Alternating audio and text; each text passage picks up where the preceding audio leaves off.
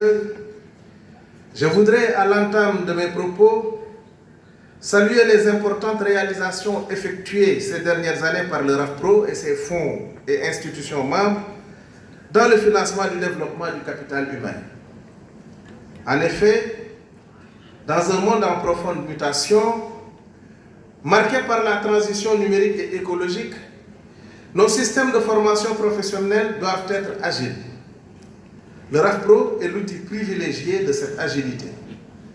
Il nous permet de ne pas avancer seuls, mais de bâtir des standards de qualité africains reconnus à l'international. En effet, vos actions contribuent fortement à l'atteinte des objectifs visés dans nos différentes politiques nationales de développement, notamment ceux relatifs au relèvement des défis communs auxquels nous faisons tous face, à savoir l'amélioration de l'employabilité des jeunes, la compétitivité et la productivité de nos entreprises et la formation des acteurs du secteur informel. Mesdames, Messieurs, je salue la pertinence du plan d'action issu des travaux conduits ce matin, en prélude à la 17e Assemblée générale ordinaire, visant à opérationnaliser les recommandations de l'atelier tenu à Abidjan au mois de décembre 2025, portant sur le thème « Intelligence artificielle et formation professionnelle, enjeux et défis sur les compétences, l'employabilité et la compétitivité des entreprises ».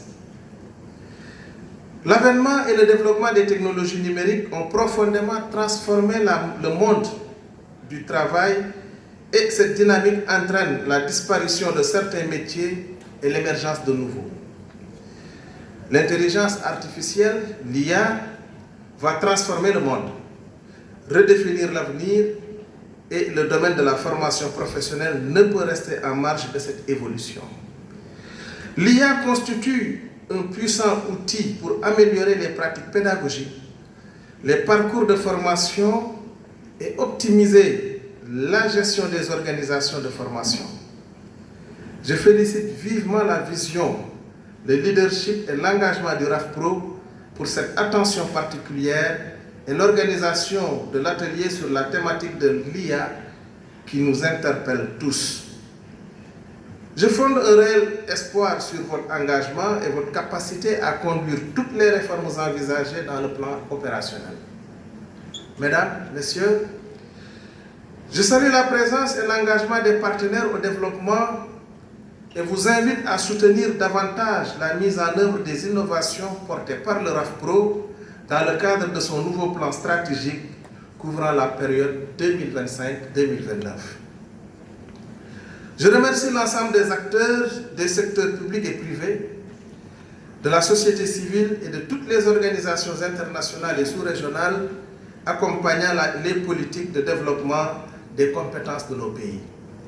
J'encourage particulièrement les synergies développées entre ces différentes institutions, notamment le rapprochement entre le RAFPRO et l'UEMOA à travers le cadre de concertation des ministres de l'Emploi et de la Formation, et la coordination de nos interventions permettra, sans aucun doute, d'avoir plus de cohérence, d'efficacité et d'efficience nécessaires à l'atteinte des objectifs que nous nous assignons dans le domaine de la formation professionnelle et technique. J'encourage donc la tenue régulière de concertations de ce genre en insistant toutefois sur la nécessité de formuler des recommandations pertinentes et de veiller à mettre en place des plans d'action, mais aussi un dispositif de suivi et d'évaluation des mesures retenues. Je remercie l'ensemble des participants d'avoir effectué le déplacement pour assister à cet important atelier.